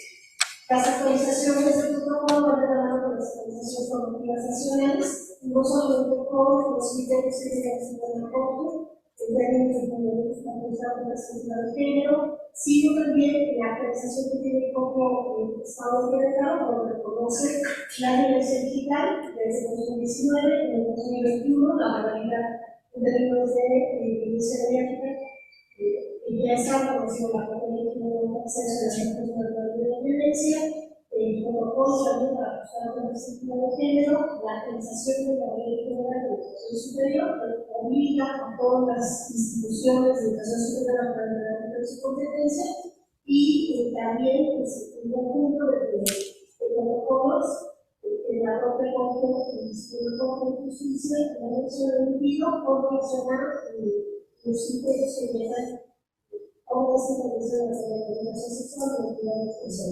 Entonces, ha sido un ejercicio que es, de alguna forma, congruente con esta de sociedades. En materia nacional, solo comento tanto el PIB de 2016 como el PIB de 2021, como para que los primeros lugares. Una de dificultad, si nosotros estamos en el tercer lugar, con relación a la violencia contra las mujeres, y con relación a la violencia del Estado en materia de violencia escolar, tenemos en 2016 a Querétaro como primer lugar, y 5 años después, sigue la población de esta dimensión de violencia en la universidad. Y nos parece importante recuperar esta dimensión porque tenemos 12 planteamientos de nivel bachiller que representan el 30% de la población en la escuela de bachiller que van desde los 14 años hasta los 18 años. Entonces, es una dimensión que actualmente estamos aprendiendo y que ya llevamos previsto. En el contexto nacional también vamos a identificar dos encuestas importantes, la de COSIC y la de ICE, donde también creo va a tener una importante mirada con relación a hacer también con esto de las encuestas indígenas con relación a la expresión de más del 50% de la población de haber recibido o identificado expresiones de agresiones físicas por motivos principalmente de discriminación por sexual.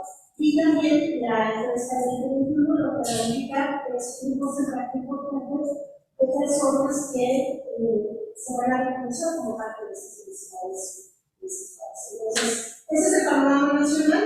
Con ese panorama, lo que vamos a tener, hicimos un recorrido de cuáles son las quejas que han interpuesto en esta nueva versión de la violencia de género y cuáles son los contactos de la institución de la población que se prescribe como parte de esta diversidad sexual. Vamos a comentar en este adecuado la siguiente, que las quejas que tenemos desde el corte del 15 de agosto han sido un total de 487 procedimientos. El año en donde tenemos un repunte extraordinario de los señalamientos que tuvimos a atender, es por supuesto 2022 con el paro, porque además dio una fuerza también de visibilizar y de exigencia del procedimiento formal en estos procesos. Y también podemos hablar de estos 487 procedimientos que identificamos de manera general. La siguiente diapositiva va a permitir identificar cuáles son los casos interpretativos de la diversidad. Y entonces, ahí por ejemplo vamos a identificar para el 2018 no tenemos ningún procedimiento, en 2019 3 procedimientos, en 2020 4 procedimientos, en 2021 y en el 2022, es importante, como nos llegamos en 2023, llevamos 8 procedimientos con personas que se prescriben de esta diversidad. Y algo que es importante es que el total tenemos el 5% de los procedimientos iniciales que corresponden directamente a estas personas. Cuando identificamos también el de acceso a la media, es importante que veamos de estos 26 casos, 14 se identifican de mujeres, 8 en los observadores. Aquí, cuando hablamos de esos que ponen práctica, es que llegaron y en la siguiente diapositiva ha sido una modificación también de la otra en base de datos para que uno conocido que se prescribe desde la investigación científica como factores que han sido 3 personas como parte de la comunidad. Y el género con el que se identifican las personas en esta situación también ha sido un referente para identificar el uso de base de datos y modelos y software también es importante. Y ya con ello le doy la palabra a mi compañera para que pueda compartir un ejercicio que realizamos con la implementación de expedientes transexuales para evitar en qué sentido están estas organizaciones y cómo deriva la exigencia de un símbolo de las modificaciones que tenemos. Bueno, pues un poco la tarea que les dimos a partir de es este ejercicio que hemos realizado de escuchar, dialogar, pero también observar contenido de los expedientes que se conforman con las quejas que son presentadas en la unidad, que ya tiene funcionado desde 2018 y que actualmente no cuenta con diversas áreas de especialización, que son la de jurídica, la de la psicológica, que la de administración. Este ejercicio de revisión de los expedientes que tuvieron a cabo nos ha permitido identificar expresiones de violencia, diversas expresiones de violencia que además nos han permitido conocer las dinámicas que más prevalecen de ese tipo de dinámicas de la universidad, pues hacer o poner la lente de manera más cercana a lo que está pasando en cuanto a las expresiones de violencia motivadas por diversidad sexual o disidencias sexogenéricas.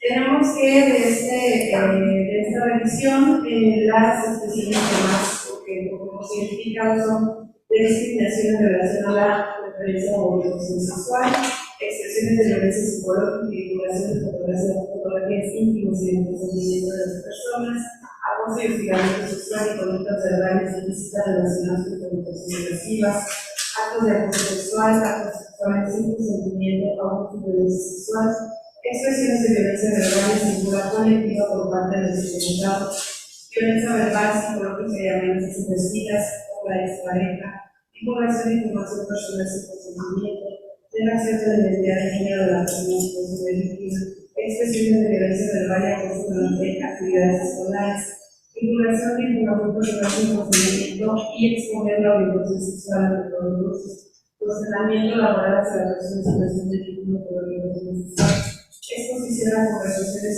con connotación sexual y difusión de imágenes sexuales y solicitud, actos que incitan a la violencia colectiva, verbal, psicológica y hostigamiento y uso de tecnologías de la comunicación para hacer uso de violencia verbal y humillación. Son las expresiones de violencia que se han atendido en los diversos expedientes, y a partir de ahí, pues, la tarea constante de revisión y de actualización del protocolo ha sido construir un andamiaje jurídico y procedimental que les permita dar una atención adecuada y que favorezca no solo las sino una atención especializada a las personas en situación de víctima y en su caso una intervención de los casos universitarios que les permita la mejor interpretación de los actos. En ese sentido, las principales actualizaciones que visibilizaron estas expresiones de violencia ofrecen respuesta a la atención especializada en este tipo de expresiones de violencia serían las siguientes. En primer lugar, se visibiliza desde el nombre del protocolo, como lo vieron en la primera diapositiva, para señalar no solamente lo que se insistió en dejar, violencia y razón de género de manera prioritaria la cometida en contra de las mujeres y por cuestiones de orientación sexual, identidad de expresión de género y disidencias sexuales. Se fortalecen los principios de actuación para la aplicación del protocolo y se agregó como principio general un principio transversal en el reconocimiento de la diversidad sexual y de género, a lo que consideramos como un principio de actuación que debe observarse en todas las intervenciones que hagan. No solo la Unidad Nacional de Género, sino todas las autoridades y universidades que de alguna manera forman parte de estos procedimientos. También esto como una solicitud expresa del POP, es que se incorporaron un rosario especializado de conceptos sobre violencia de género, violencia contra las mujeres como motivo de orientación sexual, identidad de expresión de género y disidencias sexuales. Esto porque en el protocolo que aún está vigente, que es el protocolo que se revisa, se hacía la definición, se tomaban definiciones de violencia en razón de género, la permitida en contra de las mujeres y a partir de ahí los tipos y modalidades de violencia que la Ley General de Acceso a las Mujeres en materia de violencia considera. A partir de estas definiciones nosotros hacemos el análisis de las quejas que nos llegan y a partir de ahí se echa la institución de investigación, atención y asociación. Lo que hicimos en el proceso especializado es entonces agregar conceptos que nos permitan tejer esta atención especializada, pero también ese análisis jurídico que nos permite llevar estos expedientes hasta una conclusión que, en el caso de la universidad, pues en algunos casos, casi la mayoría, lleva a sesiones universitarias. El primer que el concepto que salió fue el de sexo asignado al nacer, ya había el de sexo, se agrega el de sexo asignado al nacer a partir de lo que tomamos como base una tesis de la Comisión de Derechos Humanos, lo que nos permite diferenciar entre ambos conceptos y a partir de esto comprender o visibilizar las violencias que pudieran ejercerse a partir de estas diferencias. El siguiente concepto que se agrega es el de heteronormatividad, también a partir de un documento de la Comisión de Derechos Humanos que también nos permite identificar qué es heteronormatividad como norma como mandato judicial y a partir de visibilizar algunas expresiones de violencia que parecen ser muy sutiles, pero que en el impacto que causa las situaciones en situación de víctima, pues resultan tener afectaciones graves, no sobre todo porque lo impactan al derecho a la educación, se ve sin normatividad, también a partir de lo que la Corte Interamericana de Derechos Humanos. La siguiente se agregó también incidencias exogenéricas. Ese concepto lo agregamos un poco más amplio y pusimos un extracto. Lo tomamos después de estar yendo para allá y representando muchos autores y autoras. Se decidió tomarlo mejor del protocolo que emite la Suprema Corte de Justicia en casos que impliquen violaciones de derechos humanos por razón de orientación sexual. Y la siguiente se agregó la orientación sexual, identidad de género, expresión de género, siglas LGBT más, estas tal como lo recoge el usuario de especializado de CONAPRED. Se mantiene tanto la palabra diversidad como las siglas LGBT más como disidencias sexuales, porque estamos viendo diferentes formas, diferentes posicionamientos teóricos para observar el fenómeno que pudiera ser sobre ese mismo. Entonces, después de las mesas de trabajo, nos decían, no, mejor pongan licencias sexuales, no, mejor diversidad sexual. Entonces, lo que tuvimos es vamos a poner esas escenas de no dejar de. Pero se mantiene, en el caso de las expresiones de violencia, discriminación por orientación sexual y o identidad social tal como lo recoge en los años de la diversidad sexual de la Comisión Nacional para Prevenir la Discriminación, que son las que recoge la Ley Federal para prevenir la discriminación, porque eso nos permite, desde la manera jurídica, traer y dar las análisis especializados en este tipo de estas legislaciones que ya están vigentes y que se aplican. También se agregó las fobias, también tomada de procesos de diversidad sexual y características de la CONAPRED, y dándolo con lo que la Ley General para prevenir la discriminación ya define un tipo de discriminación, la transfobia, la bifobia y la homofobia. Se agregó también violencia basada en prejuicio a partir de documentos de la Corte Interamericana de Derechos Humanos, especialmente en casación Rosas Marín y otras, donde se explica cómo violencia basada en prejuicio, comunidad, sobre todo en casos de la violencia sexual y identidad de las personas. Esto a partir del análisis de las expresiones de género que en todo el pasado nos van a permitir establecer un análisis especializado y a partir de ahí proponer la intervención de los casos, la sanción, pero siempre con el objetivo de cuidar la sensibilidad y de favorecer la reflexión. Sí.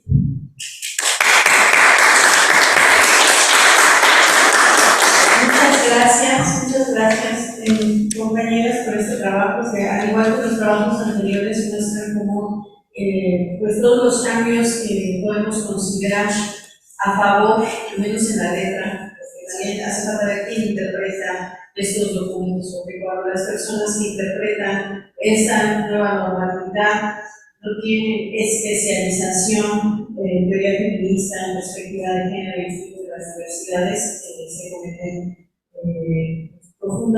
se reproducen profundas desigualdades, se cometen injusticias y se revictimizan a las personas.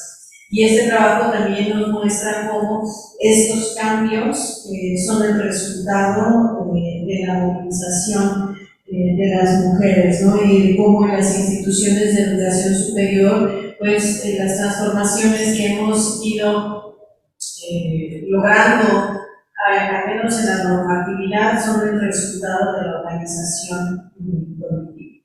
Bueno, con esta ponencia cerraríamos las exposiciones. Hemos tenido una mesa nutrida en términos de las temáticas que aquí hemos abordado a propósito de pues cosas que incluso nos están legando las jóvenes a todas las mujeres en general. Porque cuando hablamos de derechos humanos y feminismo es importante siempre tener presente que un derecho ganado por un grupo social específico es un derecho ganado para todas las personas. Pero un derecho perdido, aunque este derecho sea para un grupo específico, es un derecho ganado perdido para la humanidad. Y hemos visto cómo el trabajo de las jóvenes, de las alumnas, de las estudiantes que están en las universidades, pues nos van legando cosas, ¿no? Incluso la teoría feminista, poder hablar del acuerpamiento, es resultado también de la conformación de estas redes y estas colectivas que alzan la voz, implica alzar la voz para las mujeres y la cultura patriarcal, pues implica de entrada romper un fuerte estigma sobre nosotras, que tiene que ver con la violencia sistémica, que tiene que ver con la violencia feminicida, con este conflicto de conductas machistas y misóginas que son toleradas socialmente. Entonces, alzar la voz no es cualquier cosa en esta cultura que tiene a silenciar la voz de las mujeres, porque como bien lo mostraron tanto Lourdes como Brenda en su exposición, pues el lograr visibilizar las problemáticas también implica que las mujeres que estamos hoy día en las instituciones de educación superior preservemos nuestra comunidad.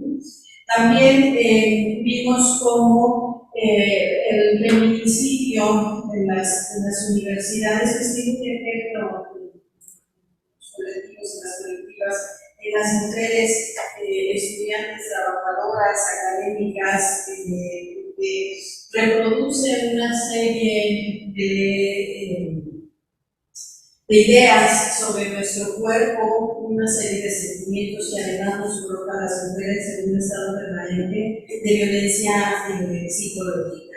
También vimos cómo el trabajo de transformar todos los documentos normativos que existen en las instituciones de educación superior nos permite tener una convergencia entre lo que ha logrado el feminismo en la ampliación y el reconocimiento de lo que implica el derecho humano de las mujeres a vivir libres de violencia y cómo eso está reconocido en la convencionalidad internacional, en la legislación y en los marcos jurídicos nacionales y por lo tanto implica obligaciones específicas para las instituciones de educación superior, va a converger con las movilizaciones de las jóvenes que están impulsando estas transformaciones que hoy vivimos y que además a quienes somos académicas en las universidades pues nos van a traer también una ampliación a nuestros derechos. Y bueno, a partir de esto, yo quisiera preguntar a las personas que están aquí de manera presencial, como a algunas personas que están conectadas, si quieren hacer alguna pregunta. Pediría que fueran preguntas muy puntuales, porque tenemos encima la mesa magistral de las jóvenes activistas y se va a celebrar dentro de la una de la tarde. Entonces, Abre el micrófono para las asistentes presenciales y en línea para alguna pregunta, comentario visual que quieran hacer.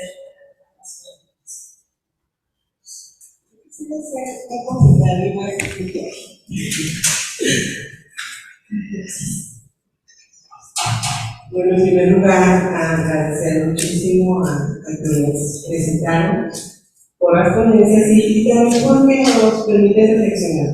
Yo escuchaba las dos primeras ponencias y hubo expresiones que me llegaron, porque además reflejan, creo, lo que ha estado pasando en nuestras universidades a lo largo y ancho del país.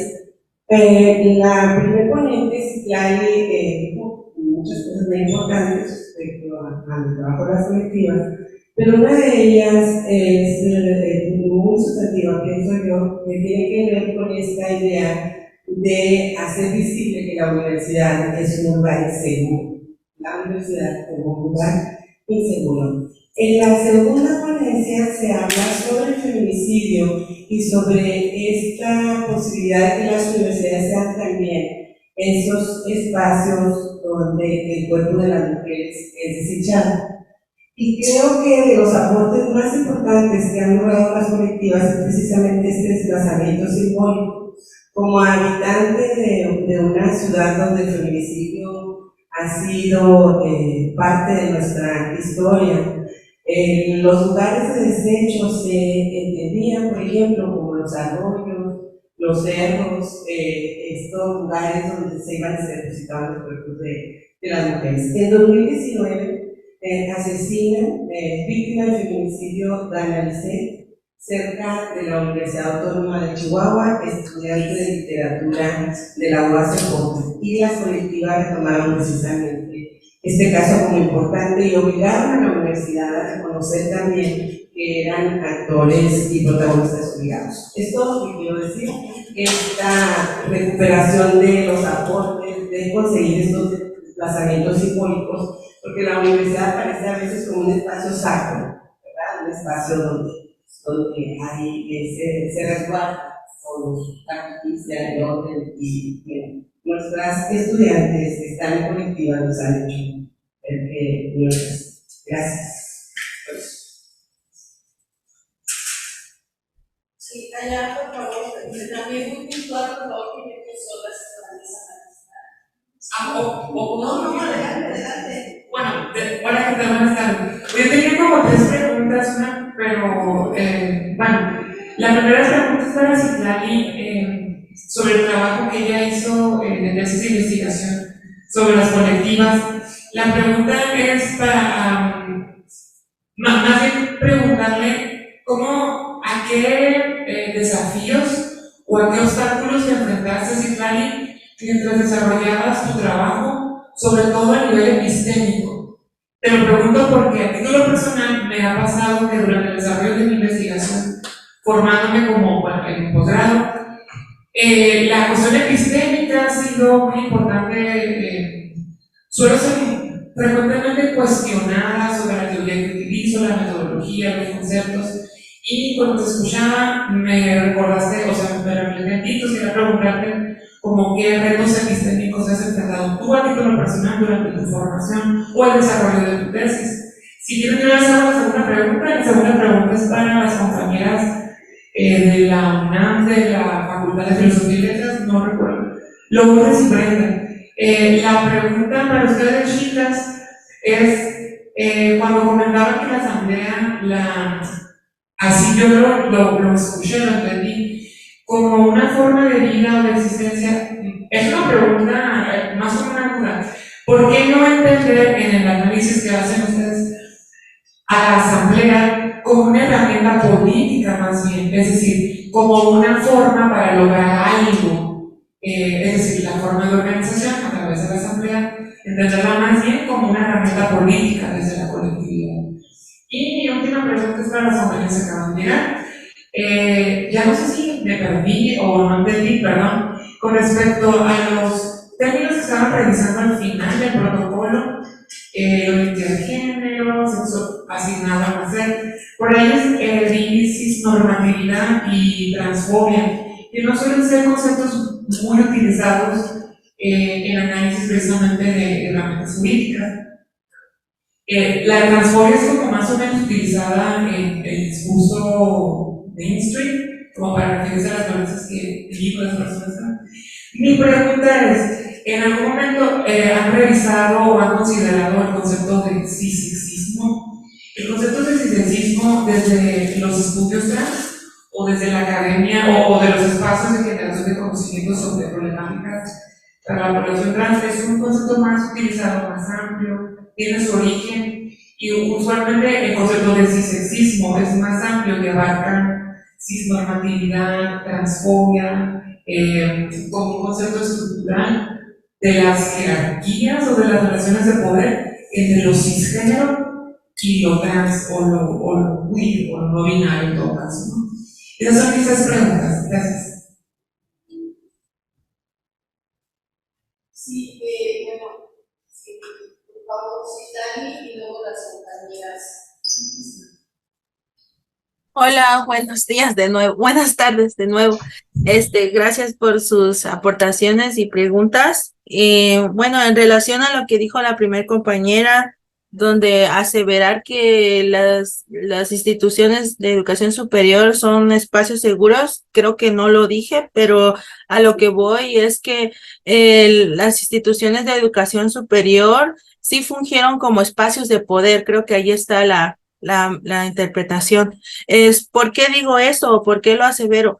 Porque a partir de las entrevistas semiestructuradas que yo realicé, muchos de los testimonios afirmaban que estar dentro de las instituciones de educación superior, acceder a la educación superior, ser estudiantes de licenciatura, comunicación, derecho, biología, forma parte de ser de una entidad, y esta entidad pues es la universitaria. Por eso es que yo afirmo que sí, las instituciones de educación superior son como espacios de poder, porque digamos que ahí empieza esta oposición ante estas fuerzas, ¿no? Que no quiero polarizar, pero sí existe esta toma de alzar la voz y esta toma de decisiones y esta comunicación. Creo que eso es muy importante, porque ellas son escuchadas por estas figuras educativas que están pues al mando de departamentos de género, lo cual sí, o sea,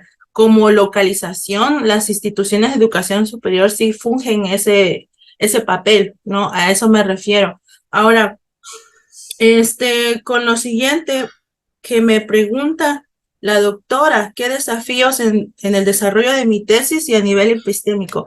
Bueno, creo que desde que inicié la investigación, el primer desafío fue empezar a tener la horizontalidad como parte de implicación, es decir, implicarme en el tema de investigación, eliminar esa noción de sujetas de investigación y empezar a llamarles mis colaboradoras. Fue algo que a mí, la verdad,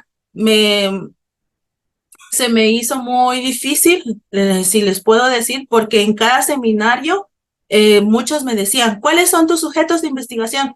Y me quedaba así, bueno, las colaboradoras, y ya empezaba el discurso, ¿no? Entonces tenía que argumentarlo, y ahí es donde viene lo de a nivel epistémico. Bueno, a nivel epistémico yo creo que siempre he tenido que argumentar teóricamente desde qué punto teórico lo estoy viendo, pero realmente la maestría en estudios culturales que se estudia aquí en la UNACH es una maestría que debate mucho el hecho del positivismo, o sea, la investigación cuantitativa y la investigación cualitativa, que están siempre debatiendo estas dos posiciones, y también estamos como deconstruyendo, integrar más herramientas teóricas, metodológicas, y por eso es que en esa fisura yo me pude introducir en agarrar las epistemologías feministas, porque pues las epistemologías feministas forman parte de un subcampo de la filosofía y pues que nace precisamente en los años 70. Y pues claro, estos debates teóricos son como empezar a discutir, ¿no? Bueno, está bien, existe el positivismo,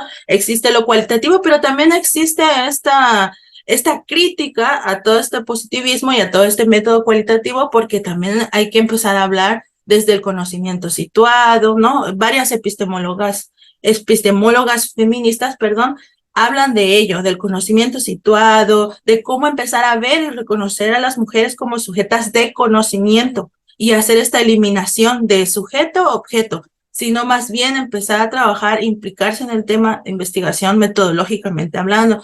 Y una de las cosas que brinda el campo de los estudios culturales es eso, contextualizar, debatir, discutir, y por eso es que no fue problemático argumentarlo, además de que estoy llevando, bueno, gran parte de la investigación fui asesorada por la doctora Marisa Ruiz Trejo, y ella también ayudaba mucho en esa parte bueno, ¿sabes qué? Léete a esta autora, inclúyela y asimílala, ¿no? Entonces creo que eso también es muy importante a la hora de debatir teóricamente, y cosa que ayuda mucho es que el campo de los estudios culturales de verdad es muy amplio, muy diversificado, y si tú sabes argumentar teóricamente, es viable.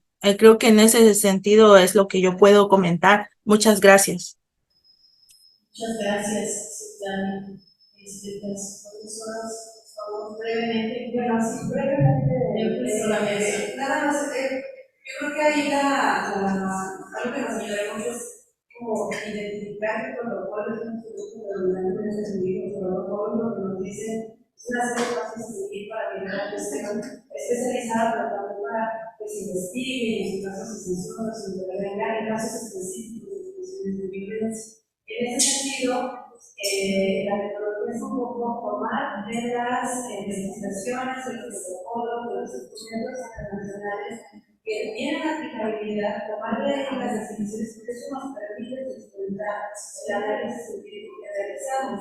A partir de ahí que les decía, fue un estudio como el tema de la especialización, la estructura de la administración no significa que no hacemos de y estos mismos centros para la investigación, para el reconocimiento, que se hagan constantemente. Entonces, como lo que se llama el protocolo nuestro, que ahora va a llevar a nosotros desde las unidades, desde las instancias que estamos hablando especializadas tenemos un centro que al final va a ayudar a que las personas cuando van a identificar tengan mucho más certeza de que vamos a poder tener un determinado nivel de sustento y que no solamente se vea que escuché y que diga que se significa que hay un sustento de la sanción política a las externas cosas que se pueden discutir. Muchas gracias. Le doy la palabra a Lourdes y Brenda, por favor.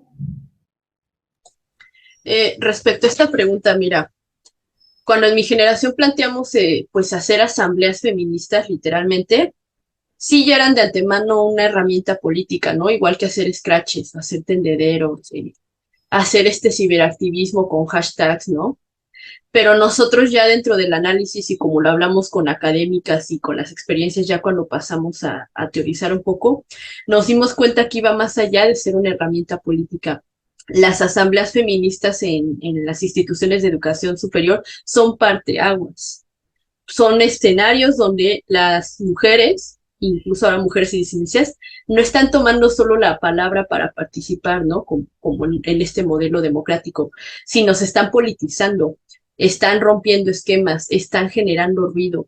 Y en ese sentido es acuerpar un espacio, ¿no? Sí, y bueno, agregaríamos que son cuerpos juntos organizados en asamblea donde está, como dice Brenda, lo político, los afectos, el acompañamiento, la atenta escucha, la solidaridad, es decir, reúne todas las formas de una ética feminista y una política feminista, ¿no? No sé si eso contesta lo que nos preguntaban, porque no se escucha muy bien, de repente se va el sonido, pero es como lo quisimos presentar, ¿no? En toda su fuerza política, retórica, de movilización, pero también de acompañamiento, cuidado y hasta de disfrute para la negociación, ¿no? En el caso de la toma de la facultad. Pues gracias por la pregunta. Sí, muchas gracias, Lourdes y Brenda. Pues con esto damos por concluida esta mesa y en este momento se inició la mesa magistral sobre las alumnas y las colectivas organizadas. Ahí muchas gracias, que estén muy bien. Hasta luego, gracias. Hasta luego, muchas gracias. Muchas gracias, que tengan bonito día. Gracias a ustedes. Gracias. Felicidades, a Citlali, Leticia y a las compañeras de la UAC. Muy interesante. Gracias a quienes nos escucharon, a todas y todes.